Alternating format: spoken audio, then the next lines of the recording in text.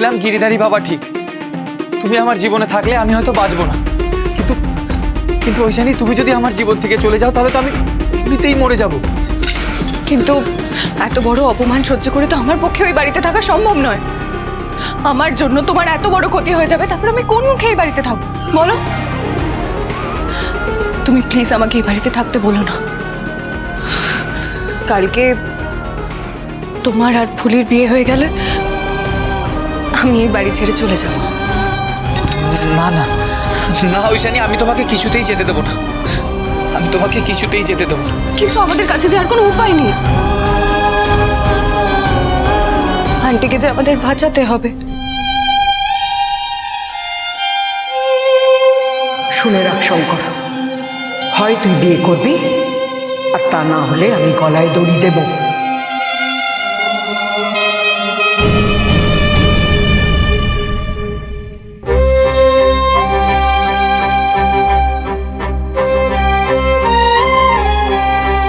তোমার জন্যই আজকে আমি সব হারিয়েও আবার সব ফিরে পেয়েছি।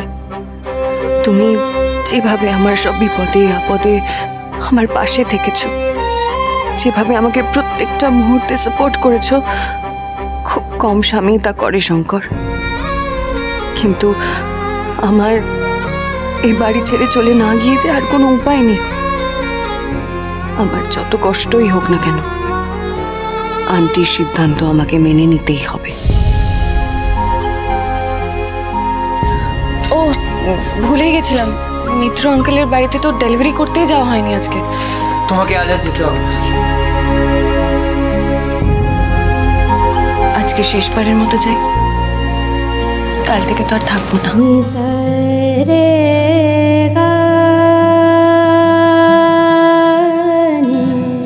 ঐশানী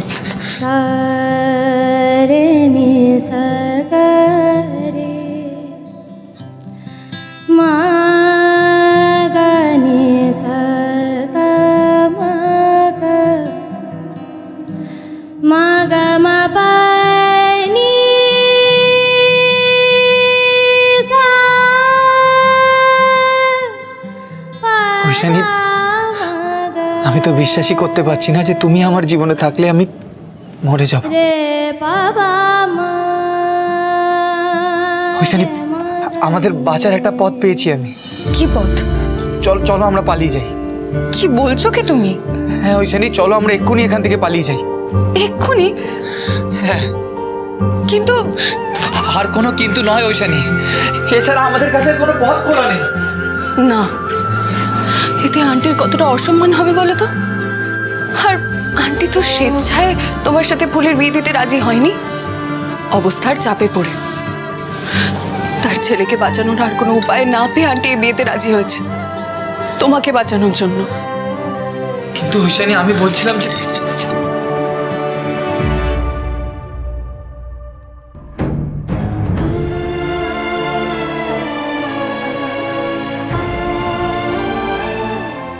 আমাদের পরস্পরের প্রতি বিশ্বাস, ভালোবাসা যদি সত্যিই থেকে থাকে, তাহলে দেখো ঈশ্বরই আমাদের পথ দেখিয়ে দেবে।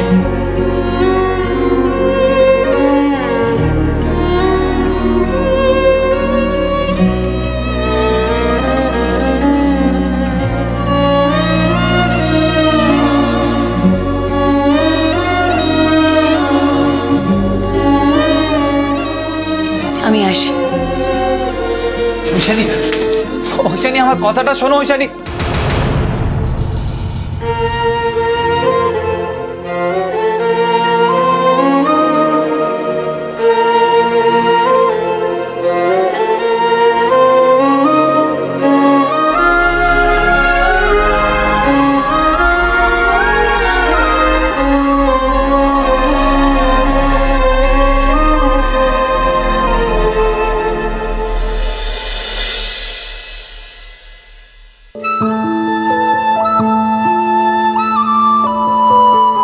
আমি সবার সামনে সিদ্ধান্ত নিলাম, আমি শঙ্করের বিয়ে ফুলির সঙ্গে দেব।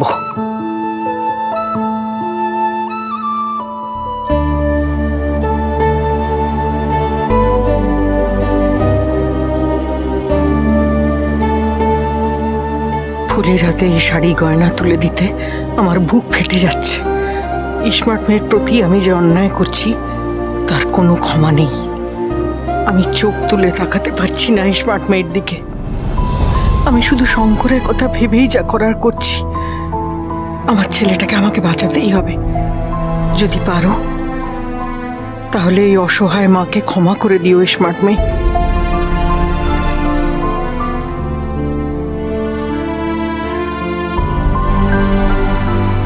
ফুলি,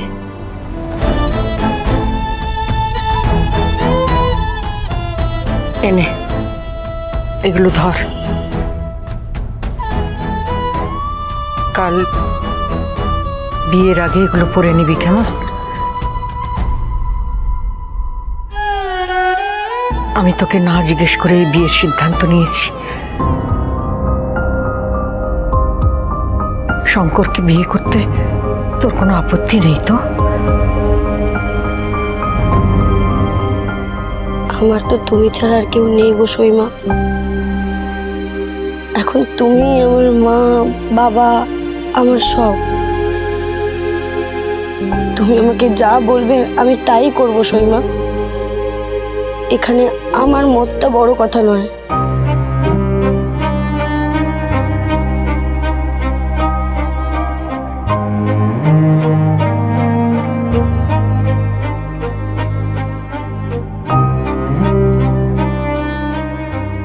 এই লোকগুলো না তোকে ওই গ্রামের বাড়িতে নরকে পাঠিয়ে দেবে, আবার ফেরত পাঠিয়ে দেবে। আর সেখানে ওই শেয়াল কুকুরের মতো গুন্ডাগুলো তোর পেছনে লেগে পড়বে। ঠিক হবে, এখনো সময় আছে ফুলি। নিজের জায়গাটা পাকা কর, নইলে কিন্তু পস্তাবিস।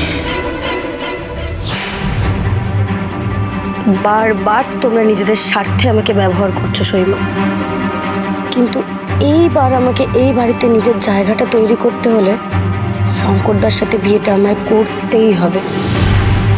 আর যদি একবার আমার বিয়েটা হয়ে যায় তাহলে আমি আর আমার স্ত্রীর অধিকার কখনো ছাড়বো না।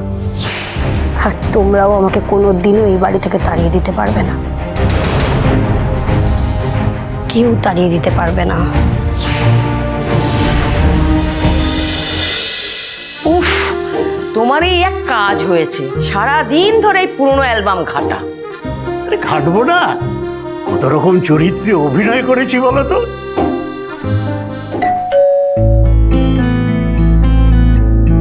ওই মনে হয় ওই শাড়ি খাবার নিয়ে এসে গেছে, দেখো তো। দেখছি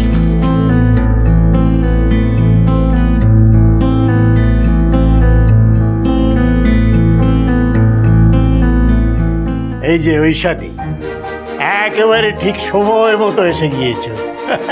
তোমায় আমি বলেছিলাম না আমি আগে অভিনয় করতাম। দেখো দেখো সব ছবি দেখো, দেখো এটা।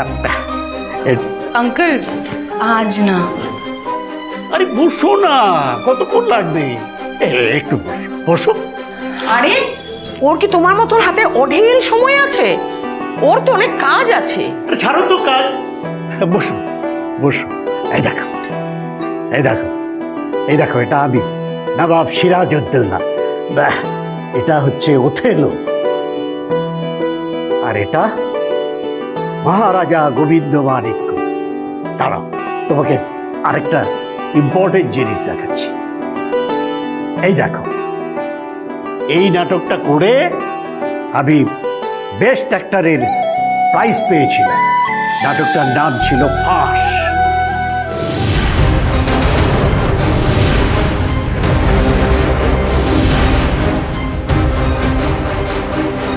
মিত্র আঙ্কেল, এই ছবিটা কার?